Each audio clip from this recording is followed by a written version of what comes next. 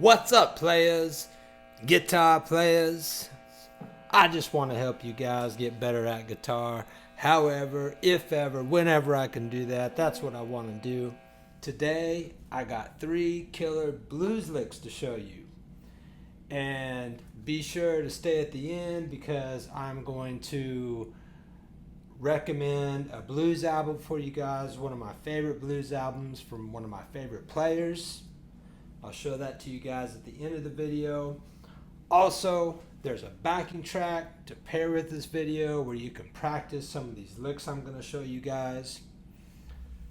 So I do want to take a moment and mention that I noticed in my last video that the audio was a bit low, both in my voice and the guitar.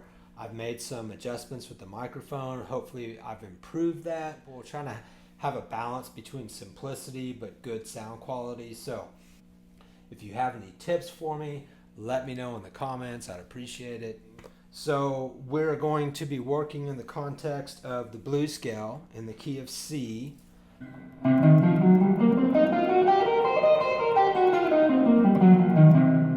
So the blues scale, of course, is just the minor pentatonic, but we add the flat 5, the blue note, which makes it the blues scale. I think it's unfortunate that that's been called the blues scale because the blues is so much more than just that scale. That's another topic for another lesson. But something to keep in mind as you play is don't just noodle around the scale. Be intentional with your notes and put all of your intention into each note. There's a master class out there. There's short clips of it by Carlos Santana where he's talking about this, and he says to just I'm giving you reference to an attitude. Some people would say, what kind of pedal is that? Or what kind of strings? What kind of guitar? What kind of amplifier? No, it was soul, heart, mind, body, and your vitals. One note. And with that note, people go, whoa! Also, I want to be clear that it's not my objective to show you these licks so you play them exactly the way I play them. If you want to try to do that, that's fine, but my advice would be to make these licks your own, put your own personality into them, whether you add a note, take away a note, add a bend, ring a note out longer, add in embellish some of the notes, add some frills. Whatever you do, my idea is just to inspire you. And yes, I will show you some licks that you can copy them, but as you copy them, I want you to explore and play around with them and find your own way to express them. So let's get into it. So the first blues lick.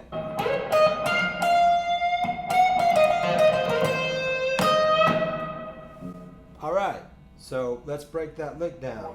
We start here on the C, which is the root note of our C blues scale. That is on the 13th fret of the B string. And then I play the next 2 notes of the scale, which is the 3rd and the 4th. But when I hit that 4th, I bend it. Not even bending that up a half tone, which the next note up, half tone up, would be our blue note, the flat 5, this note. I'm not bending it up to there. I'm just teasing the listener that that's where I'm going to go. So,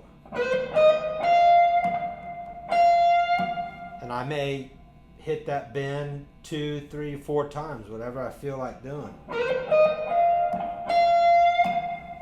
Okay, so after that, I slide into the blue note.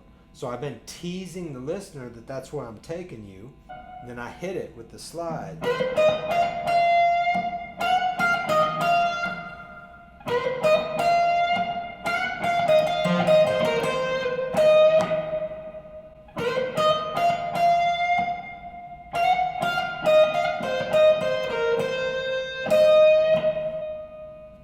So get that moved down.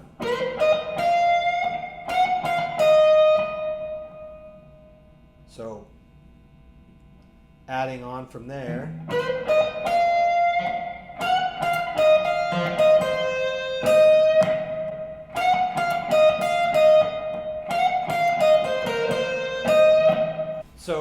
You could break this first lick down into 3 parts. The first part would be hitting that bend. You can hit it 1 time, 2 times, whatever feels right. But the first part of the lick is to hit that bend. So starting on the root, the C, going up to the 4th, and then bending that up just slightly to tease the listener to where you're going to go. So something like... Okay, that's the first part of the lick. So the second part of the lick would be sliding into that blue note, into that flat 5, back down to the 4th, and to the 3. So the first 2 parts together.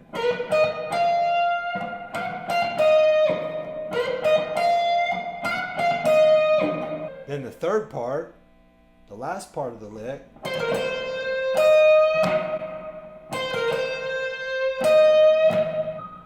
So all together.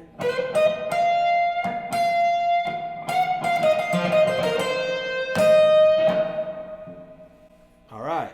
So the main takeaway, the main concept in that lick that you can apply to other parts of your plan is sometimes use the bend as a tease on the way you're going to take the listener.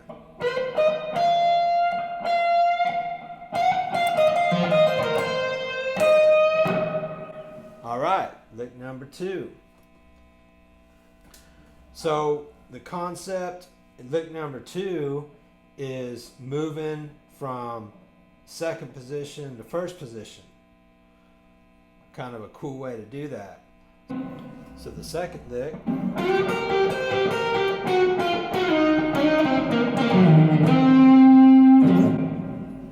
So let's break that down.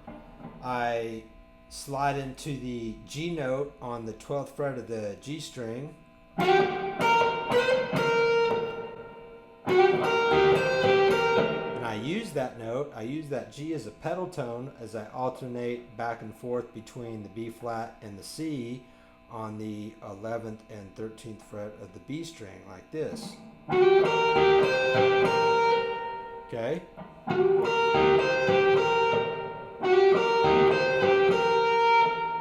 Then I go back to that G note on the 3rd string, walk down to the flat 5th, okay, then I move, I'm going to hit that flat 5th again, but this time with my second finger, and I'm going to pull off of that note and then slide down to the 3rd. So I want to make that sound slippery. And then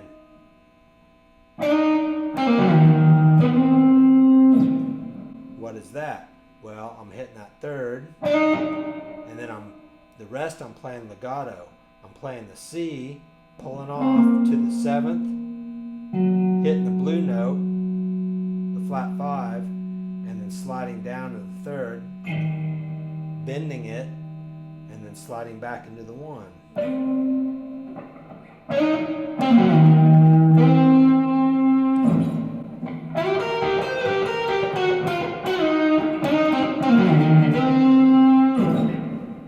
Lick number 3.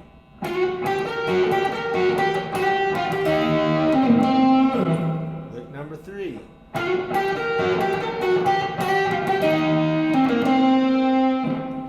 So let's break that down. So slide into that blue note and then do a triplet fill with the 5, 7, flat 5. So that's 8th fret B string, 11th fret B string, and 11th fret G string. And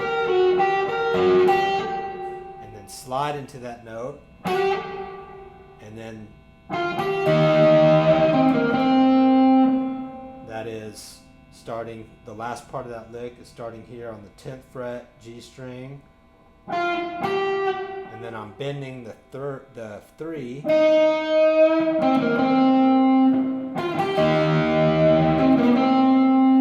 so I'm bending here on the 3rd string of the 3rd string 8th fret. That is our that is the 3rd interval of the blues scale. So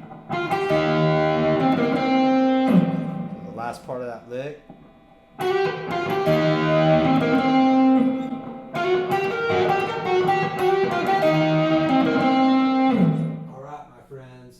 So the album, the blues album that I want to recommend to you, the album is Heavy Love by Buddy Guy, released in 1998. And this is probably my favorite Buddy Guy album. I just love how he plays on this record. He's just so raw and funky, and there's just some great tunes on here, including the title track. I just love how he plays on that. So Heavy Love. Track number 3, I Got a Problem. Great tune. Track number 7, titled Are You Lonely For Me, Baby? Great, man. Just love his playing on this record. Check it out if you don't know this album. See you next time. Keep practicing. Keep playing. I believe in you.